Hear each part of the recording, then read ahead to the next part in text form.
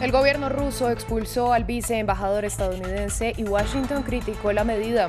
Previamente, el Kremlin le respondió a Estados Unidos que para desescalar las tensiones en la frontera ucraniana es imperativo que deje de suministrar armas a Kiev, retire las que ya fueron entregadas. Ampliamos desde la capital estadounidense. Francia y sus aliados anunciaron la retirada de sus tropas de Mali en un máximo de 6 meses. Los militares participaban en 2 operaciones de lucha contra el terrorismo dentro de ese país y en el Sahel. Ya son más de 100 los fallecidos por las inundaciones y los deslizamientos en la localidad brasileña de Petrópolis, al norte de Río de Janeiro. Los equipos de rescate trabajan a contrarreloj para hallar al menos 40 personas que continúan desaparecidas.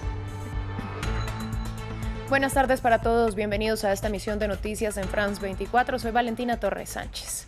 Iniciamos en Rusia. En medio de la tensión con Occidente, el gobierno de Vladimir Putin expulsó al viceembajador estadounidense en Moscú, algo que Washington calificó como una medida no provocada y advirtió que habrá consecuencias. Más temprano, el Kremlin había entregado sus respuestas a las propuestas de Estados Unidos para desescalar las tensiones en la frontera ucraniana y aseguró que es necesario que Washington deje de proveerle material armamentístico a Kiev y que retire el que ya entregó. El gobierno de Joe Biden pidió pruebas claras de Rusia, que sigue reiterando que no busca invadir territorio ucraniano. Desde la capital estadounidense, Cristóbal Vázquez nos dio más detalles.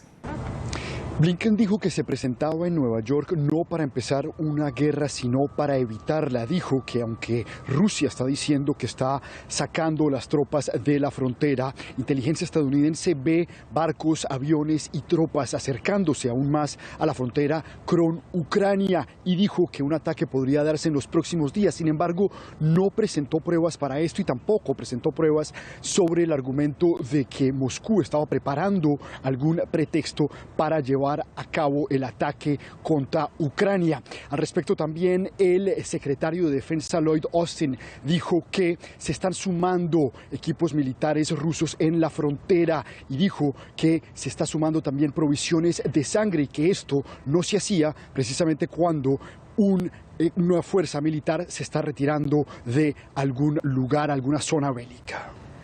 Vamos a Francia. El presidente Emmanuel Macron anunció que en un lapso de 4 a 6 meses, tanto Francia como sus socios europeos retirarán a sus tropas de Mali. En una declaración conjunta, Macron indicó que ya no hay condiciones políticas, operativas o jurídicas para continuar con los compromisos militares en la zona y destacó la falta de cooperación de la junta militar que gobierna Bamako. Más temprano conversamos con Isidro Sepúlveda, analista internacional, especialista en geopolítica y experto en terrorismo y crímenes de odio, quien nos explicó si puede haber efectos positivos de esta retirada.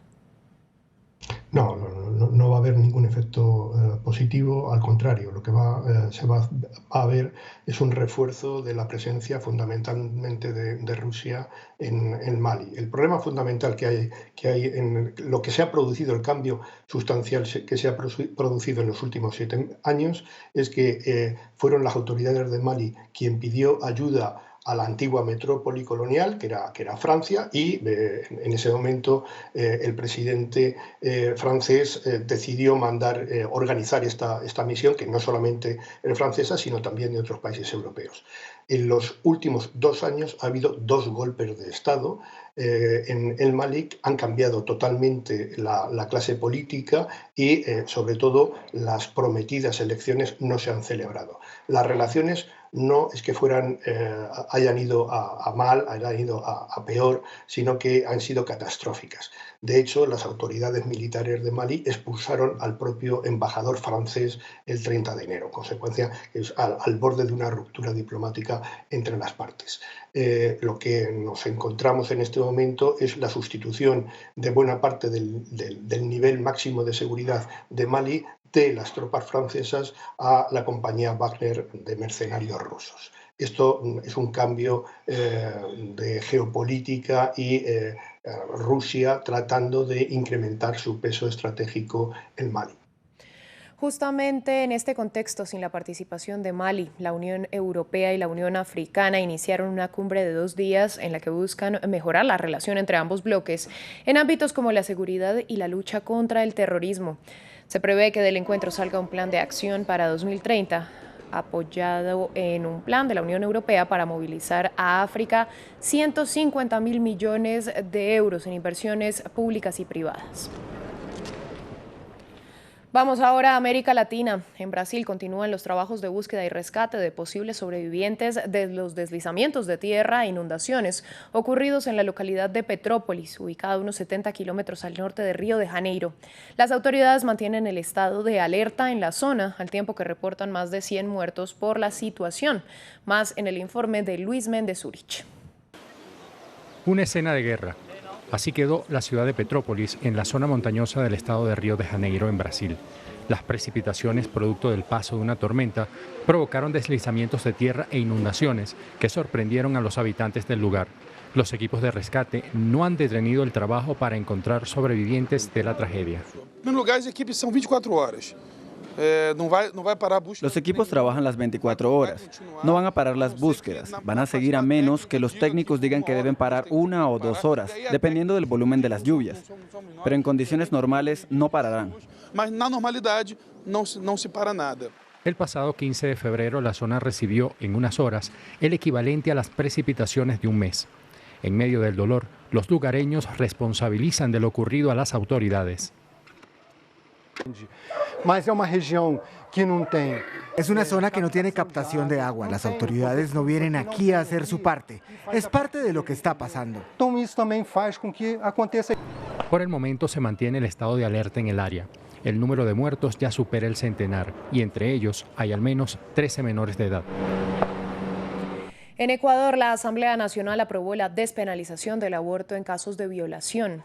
La medida permite la interrupción del embarazo hasta la semana número 12 en el caso de mujeres mayores de edad que habiten en ciudades y hasta la semana 16 en menores de edad o mujeres que habiten en zonas rurales. La Corte Constitucional había aprobado en abril de 2021 la despenalización del aborto por violación, pero el legislativo ecuatoriano debía reglamentarlo. Vamos ahora hasta Nicaragua, donde continúan los juicios contra opositores del gobierno de Daniel Ortega. Este jueves se conoció que el periodista Miguel Mendoza fue condenado a 9 años de prisión, al tiempo que fue inhabilitado para ejercer cargos públicos. El reportero, un reconocido crítico del Ejecutivo de Ortega, es uno de los 46 opositores detenidos previo a las elecciones de noviembre, en las que el mandatario obtuvo su 4º periodo consecutivo. Previamente conversamos con Esmeralda Arosemena de Troitiño, comisionada de la CIDH y relatora para Nicaragua. Esto fue lo que nos dijo. No hay forma de identificar que hay un tipo específico, porque cuando se dice de una manera tan abierta que las personas están siendo juzgadas por cometer menoscabo a la integridad nacional. O sea, las conductas en el derecho penal tienen que ser típicas, es decir, identificadas, antijurídicas, y que haya esa posibilidad de culpar. Pero en esa apertura, eso le llamamos los delitos en blanco, porque no hay una norma real para la efectividad de un proceso que identifique esa conducta. Decir que vamos a condenar a una persona porque se pronunció en una de las redes sociales, o sea, ¿cuáles son los elementos? Y por eso el tema de un juicio con debido proceso, con garantías judiciales, y ese es el llamado. Durante su primera audiencia ante la Corte Suprema de Justicia, el expresidente de Honduras, Juan Orlando Hernández, escuchó los cargos por narcotráfico que le imputa a Estados Unidos. El mandatario aseguró que sintió miedo durante el procedimiento luego de que a las afueras del recinto, seguidores y detractores estuvieran a punto de enfrentarse. Con esta audiencia se inicia el proceso de solicitud de extradición. La próxima está programada para el 16 de marzo. Seguimos con noticias de la región. La comunidad internacional se comprometió a donar $600 millones a Haití, fondos con los que se espera financiar el primer año del programa de reconstrucción de las infraestructuras destruidas en el terremoto del pasado agosto. Los nuevos aportes fueron anunciados en una conferencia de donantes organizada por el gobierno haitiano en colaboración con la ONU.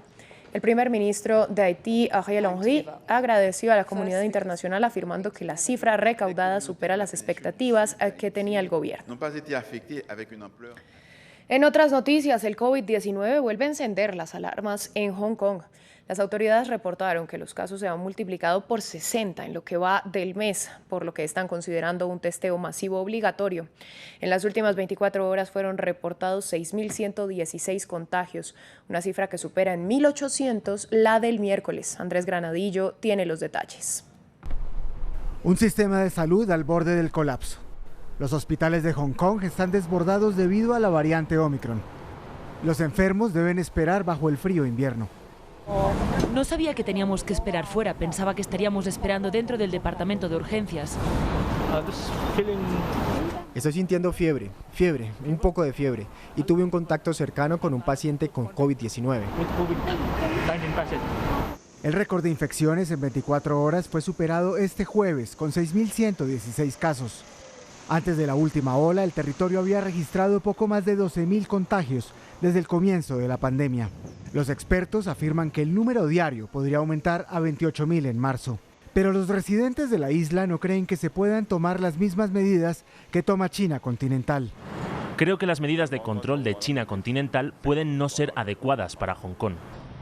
Las tasas de vacunación entre los adultos de 70 a 79 años llegan al 43%. La cifra de mayores de 80 que optaron por vacunarse solo es del 26%. Antes de la llegada de Omicron, los pacientes eran tratados en salas de aislamiento y los contactos cercanos eran enviados a lugares de cuarentena. Las escuelas, los gimnasios, los cines y la mayoría de los lugares públicos están cerrados y muchos empleados de oficina trabajan desde casa. En la burbuja de los Juegos Olímpicos de Beijing, por el contrario, por primera vez desde el comienzo de las competencias, no se registraron casos.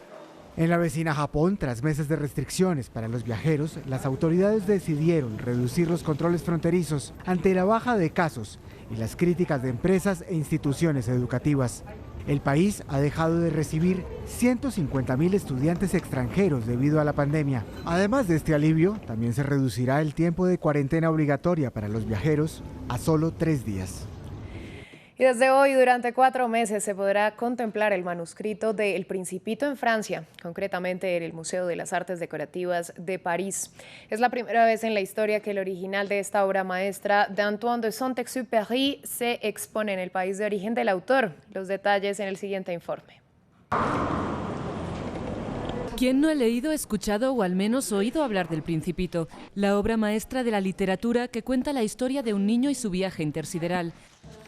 Saint-Exupéry escribió el libro en Nueva York en 1942 y fue editado en Estados Unidos en inglés y en francés al año siguiente. En Francia, la editorial Gallimard lo publicó en 1946. Ahora, cientos de dibujos, acuarelas y manuscritos han salido de la colección estadounidense que posee los originales desde 1968 y se exhiben por primera vez en Francia. Se trata de varios esbozos, pruebas, donde vemos al Principito con un perro, con un loro y en ausencia del famoso zorro. Toda la búsqueda estilística de Saint-Exupéry era desconocida. Lo que es muy conmovedor es ver hasta qué punto necesitaba el dibujo para expresarse. En principio se le considera escritor y aviador y ahora descubrimos que también es dibujante. El escritor y aviador desapareció durante una misión en el Mediterráneo en 1944 y no conoció el éxito planetario de su obra, convertida en un clásico y traducida a 498 lenguas.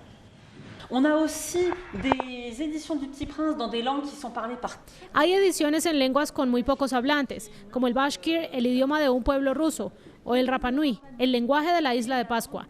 Es la última traducción conocida del Principito hasta la fecha. Los estudiosos de la obra de Saint-Exupéry aseguran que el éxito de El Principito se debe a su mensaje humanista y universal, que invita en todos los rincones del mundo a reflexionar sobre la cuestión del exilio. A ustedes les agradecemos su sintonía y los invitamos a continuar con nosotros, que volvemos en unos momentos con más aquí en France 24.